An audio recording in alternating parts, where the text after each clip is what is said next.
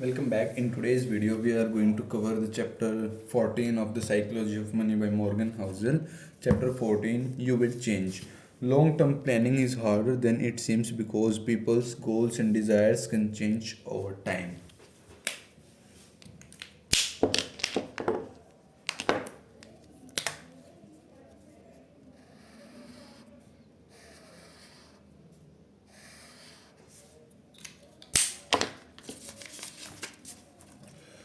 Grew up with a friend who came from neither privilege nor natural intellect but was the hardest working guy I knew.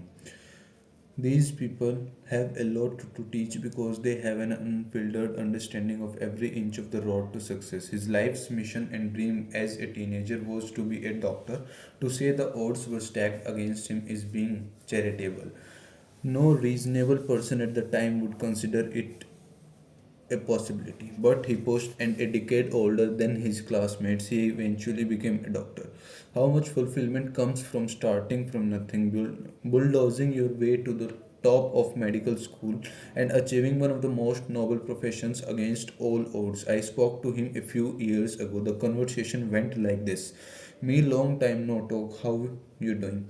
Awful career. Him. Me. Haha. Well, him. Awful career, man.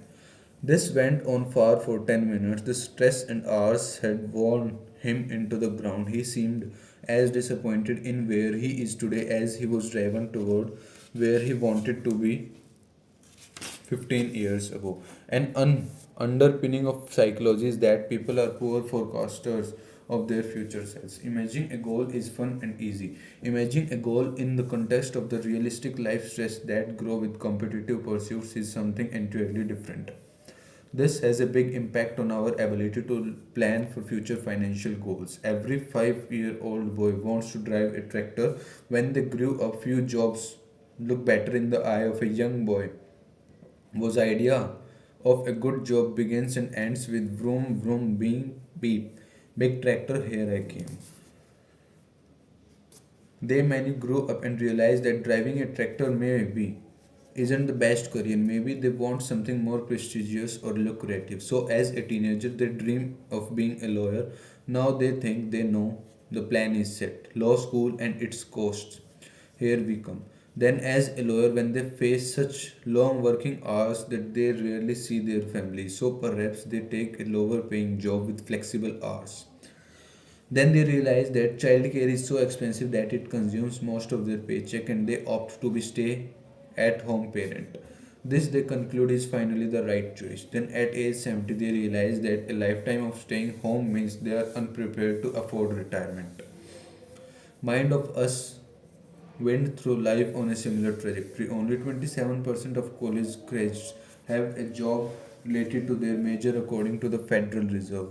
29% of stay-at-home parents have a college degree. Few likely regret their education, of course, but we should acknowledge that a new parent in their 30s may think about life goal in a way their 18-year-old self-making career goals would never imagine. Long-term financial planning is essential, but things change both the world around you and your own goals and desires. It is one thing to say we don't know what the future holds. It's another to admit that you yourself don't know today what you will even want in the future. And the truth is, few of us do. It's hard to make enduring long-term decisions when your view of what you will want in the future is likely to shift. The end of history illusion is what psychologists call the tendency for people to be keenly aware of how much they have changed in the past, but to underestimate how much their personalities, desire, and goals are likely to change in the future. Harvard psychologist Daniel Gilbert once said, "At every stage of our lives, we make decisions that will profoundly influence the lives of the people we are going to become, and then we become those people. We are not always thrilled with the decisions we made. So young people pay good money to get tattoos removed that teenagers paid good money to get. Middle-aged people rush to divorce people who young adults rushed to marry. Other older adults work hard to lose what middle-aged worked hard to gain. On and on and on. At every stage of life.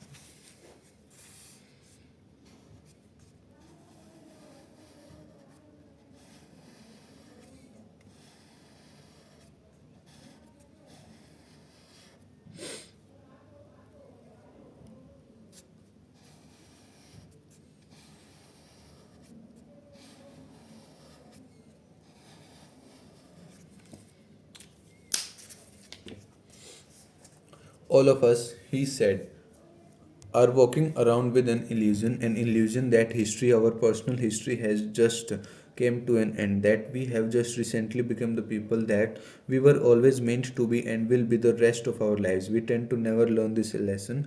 Gilbert's research show people from age 18 to 68 underestimate how much they will change in the future. You can see how this can impact a long-term financial plan. Munger says the first rule of compounding is to never interrupt it unnecessarily. But how do you know? Do you not interrupt a money?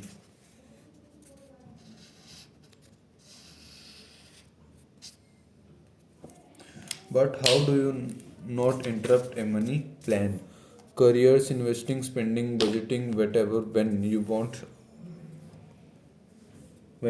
out of life changers. It's hard. Part of the reason people like Ronald Read, the wealthy janitor we met earlier in the book, and Warren Buffett become so successful is because they kept doing the same thing for decades on end, letting compounding run wild. But many of us evolve so much over a life that we don't want to keep doing the same things for decade on end or anything close to it. So rather than 180 something lifespan, something like years something year lifespan, our money has perhaps four distinct 20-year blocks. I know young people who purposefully life assures life with little income and they are perfectly happy with it. Then there are those who work their trades off to pay for a life of luxury and they are perfectly happy with that. Both have risk, the former risk being unprepared to raise a family or fund retirement, the latter risk regret that you spend your youthful and healthy years in a cubicle.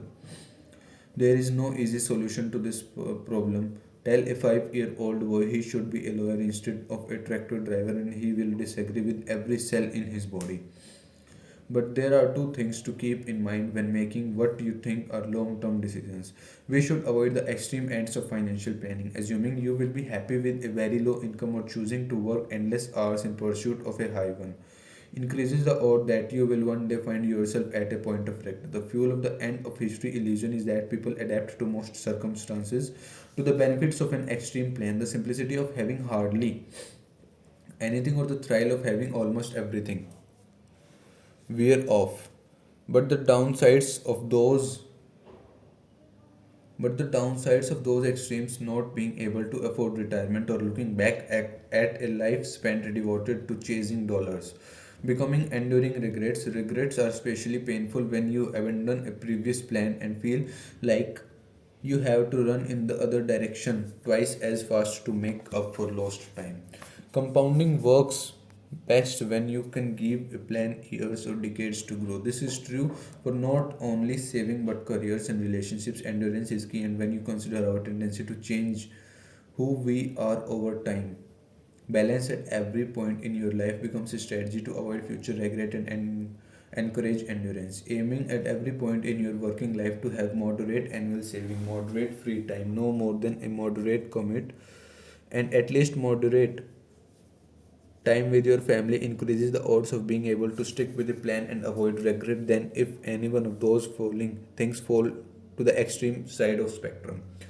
We should also come to accept the reality of changing our minds. Some of the most miserable workers I have met are people who stay loyal to a career only because it's the field they picked when deciding on a college major at age 18. When you accept the end of history illusions, you realize that the odds of picking a job when you are not old enough to drink that you will still enjoy when you are old enough to qualify for social security are low.